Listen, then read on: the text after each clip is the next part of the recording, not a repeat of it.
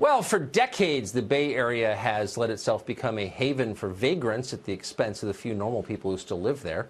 Finally, somebody had enough. Earlier this month, a man was videotaped gathering up a vagrant's belongings and throwing them in the trash. It was on public property, by the way. Now, that man has been charged with second-degree robbery. And, of course, the area remains the same hive of needles and human waste it has been for years. Rebecca Kaplan is an Oakland City Council member, and she joins us tonight. Rebecca, thank you for coming on. So this story had me thinking, oh, it's absolutely my pleasure.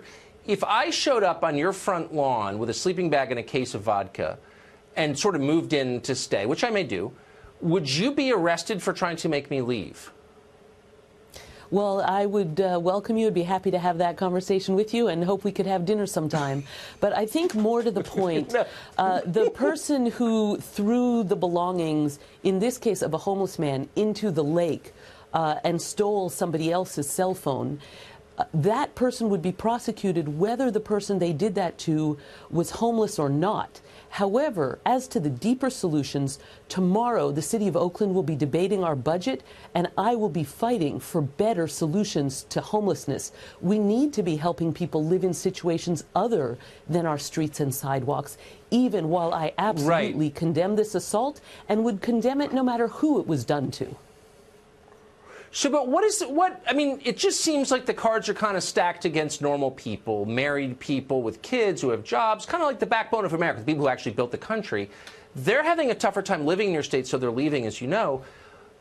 People get arrested for taking homeless, detritus, trash off public property, but they don't get arrested for defecating in public? How does that work? What's the thinking behind that? Well, certainly if people want to volunteer to help clean up our lake, our creeks, our public ways, we have volunteer opportunities. We have ways that people can help clean up, and I welcome that. This was not an act of cleaning up the lake. This was stealing someone's belongings and throwing them into the lake. That was a trashing of it. But wait a second. We have a ready-made group of people, a lot of them young, with tons of time on their hands. We call them the homeless. Why don't they clean up their crap? Why are they the ones littering? Why aren't they cleaning up? Actually, it's predominantly not the homeless people that are littering. We did a study, and about 85% of the illegal dumping is coming from a variety of illegal sources having nothing to do with the homeless. And so the illegal dumping that is a huge problem that we're fighting to crack down on. And illegal is the word. Is very serious. Well, good. I'm glad you're doing that. And so that's you're getting to the causes. One of the things we need to take action on. As well as, but still, course, why wouldn't providing better places for the homeless to be. In other words, it's not enough to say where we don't want people to go. We need to provide the places, and I'm fighting for us to use public land, churches that have offered to volunteer their sites to allow the homeless to have places they can be where they can get assistance, where they can get matched with social services and turn their lives around while living in places better than the sidewalks. But in the meantime, and churches certainly have a lot of space in California is unacceptable. Nobody goes. Well, that's not, I mean, well, cleaning up public spaces would be the way I would describe it. I tried to talk to you about Scripture, and you didn't want to, but I'd be happy to remind us all that we are judged by how we treat the least of these. Right. Well, I agree with that, but let's ask the deeper questions, because I know that you want to. Why is it California's so-called homeless problem is often blamed on housing costs, and as in most liberal cities, they're really high, because it's all rich people who live there.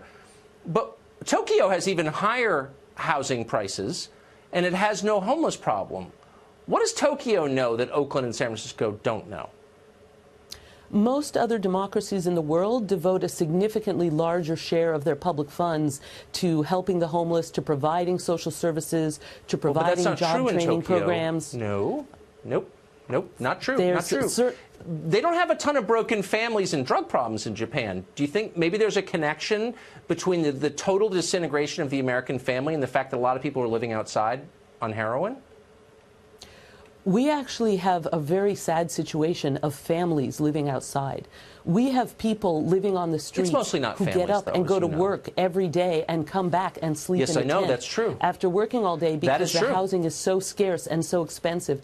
And that's why in our budget debate taking place tomorrow night, I'll be fighting for us to do more to protect affordable housing and to do more. Okay, but really quick, have you thought about the Tokyo thing? I mean, because they don't spend more money than you do on the homeless. They spend much less. Their housing prices are higher. I mean, maybe there's a solution there. I don't know if we're going to solve it on the show because we're almost out of time. But have you thought about that? Will you think about it? Well, most of the countries with less of this problem have universal health care, so people don't get pushed into financial dire straits from a health care cost. But I also know that we don't get better. I'm sorry, we're out of time. Rebecca, thank you. I hope you'll come back anytime. It's great to see you.